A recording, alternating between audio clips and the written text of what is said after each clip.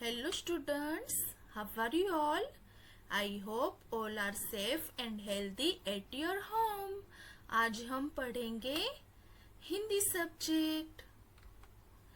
Dear students, last time मैंने आपको एक कहानी समझाई थी जिसका नाम था ऊंट की पीठ। तो आज हम इस कहानी का वीडियो देखते हैं, ओके? और उसके बाद हम इस कहानी के क्वेश्चन आंसर देखेंगे। तो पहले हम इस कहानी को सुन ले एक बार।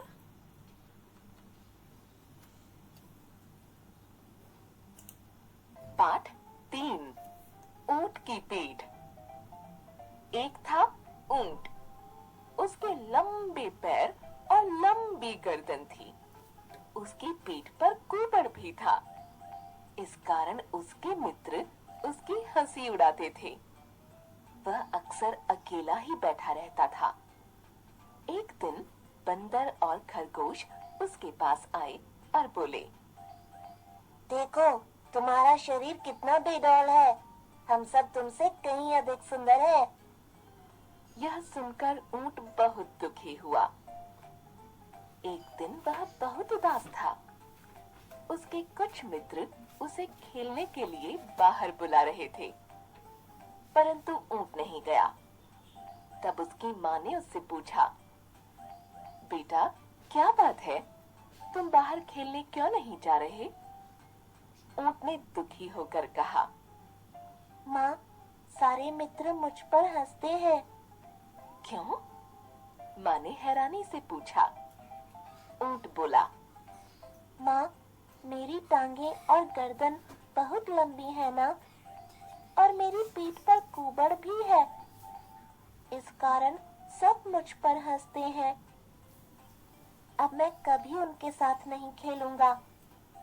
माँ ने ऊंट को समझाते हुए कहा, बेटा, तुम परेशान मत हो। जिन्हें तुम अपने बेडौल होने का कारण समझते हो, वही तुम्हारी विशेषताएं हैं।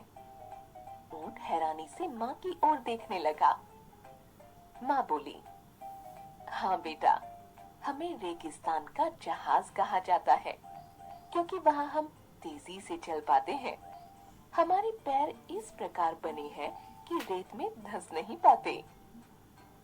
ऊंट बोला, पर माँ, यह कुबड़ तो बहुत बुरा लगता है ना। माँ ने कहा, बेटा, यह हमारे भोजन का भंडार है। रेगिस्तान में जब खाना या पानी बहुत दिनों तक नहीं मिलता, तब हम इसके सहारे ही ताकत पाते हैं। अच्छा, फिर हमारी गर्दन लंबी क्यों है? ऊंट ने पूछा। बेटा, लंबी टांगे होने के कारण हमारी गर्दन भी लंबी है।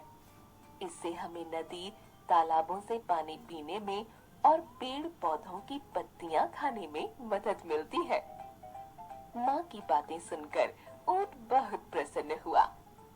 वह बोला, ठीक है माँ, अब मैं सभी को अपनी विशेषता बताऊंगा।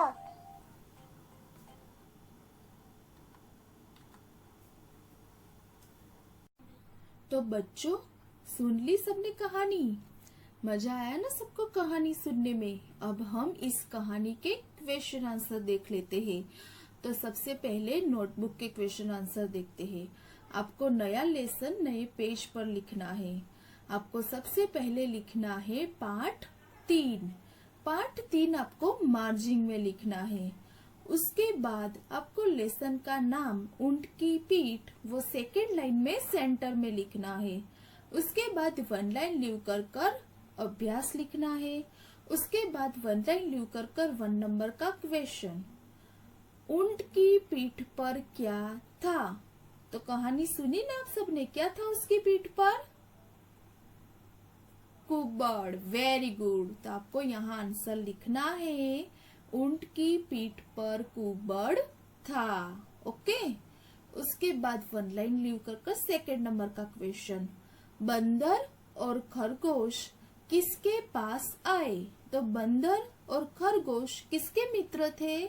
वो किसके पास जाते हैं?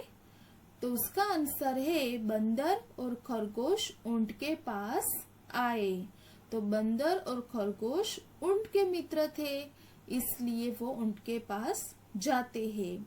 फिर 1 लाइन लीव कर 3rd नंबर का क्वेश्चन, ऊंट अपने मित्रों के साथ क्यों नहीं खेलना चाहता था? ऐसा क्या हुआ था कि ऊंट अपने मित्रों के साथ नहीं खेलना चाहता था? तो उसका आंसर है क्योंकि वे सब उसके लंबे पैर और लंबी गर्दन और कुबड़ को देखकर हंसी उड़ाते थे। तो ऊंट के जो मित्र थे ना, बंदर और खरगोश, वो क्या करते थे? उनके लंबे पैर, उसकी लंबी गर्दन और उसकी पीठ पर बना कुबड़, वो सब देखकर उसकी हंसी उड़ाते थे। इसलिए ऊंट अपने मित्रों के साथ खेलना नहीं चाहता था। आपको ये क्वेश्चन आंसर नोटबुक में लिखने हैं। अब हम टेक्स्ट बुक के क्वेश्चन आंसर देखते हैं। पाठ्य पुस्तक यानी कि टेक्स्ट बुक, ये क्वेश्चन आंसर आपको टेक्स्ट बुक में लिखने हैं। 1 नंबर का क्वेश्चन है, ऊंट के पैर और गर्दन कैसे थे? कैसे थे उसके पैर और गर्दन? तो उसका आंसर है ऊंट के पैर और गर्दन लंबे थे।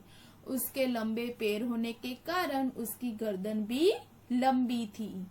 उसके बाद 2nd नंबर का क्वेश्चन, ऊंट के मित्र उसकी हंसी क्यों उड़ाते थे? उनके जो मित्र थे बंदर और खरगोश, वो हमेशा ऊंट की हंसी क्यों उड़ाते रहते थे? उसका आंसर है क्योंकि उसके पैर और गर्दन लंबे थे और पीठ पर कुबड़ था। तो ऊंट के जो मित्र थे बंदर और खरगोश, वो क्या करते रहते थे हमेशा? तो ऊंट के जो शरीर की बनावट थी ना, उसके पैर और गर्दन लंबे थे, उसकी पीठ पर कुबड़ था, इन सब बातों के कारण हमेशा उसकी हंसी उड़ाते रहते थे। उसके बाद 3rd नंबर का क्वेश्चन, ऊंट के कुबड़ को भोजन का भंडार क्यों कहा गया है? तो ऊंट के पीठ पर जो कुबड़ है उसको भोजन का भंडार क्यों कहा जाता है? तो उसका आंसर है क्योंकि रेगिस्तान में जब खाना पीना बहुत दिनों तक नहीं मिलता, तब इसके सहारे ही ये ताकत पाते हैं। मतलब कि ऊंट को रेगिस्तान में जब खाना और पीना बहुत दिनों तक नहीं मिलता है, तब वह कुबड़ के सहारे ही ताकत पाता है, इसलिए उसके कुबड़ को भोजन का भंडार कहा जाता है। उसके बाद का क्वेश्चन है, रेगिस्तान का जहाज किसे कहा जाता है और क्यों? तो उसका आंसर है रेगिस्तान का जहाज ऊंट को कहा जाता है क्योंकि वह वहां तेजी से चल सकता है और रेत में उसके गद्दीदार पैर धंस नहीं पाते। तो बच्चों, ऊंट को रेगिस्तान का जहाज कहा जाता है क्योंकि वो रेगिस्तान में तेजी से चल पाता है और उसके पैर गद्दीदार होने के कारण रेगिस्तान की रेत में धंस नहीं जाते। मतलब कि रेगिस्तान की रेत में उसके पैर घुस नहीं जाते हैं और वो वहां तेजी से चल पाता है। इस क्वेश्चन आंसर की मैंने आपको PDF फाइल भेजी है, उसमें से देखकर आप नोटबुक और टेक्स्ट बुक दोनों के क्वेश्चन आंसर अच्छी हैंडराइटिंग में लिख देना और इस लेसन की एक्सरसाइज हम नेक्स्ट वीडियो में देखेंगे। Okay, bye bye students, stay home, stay safe.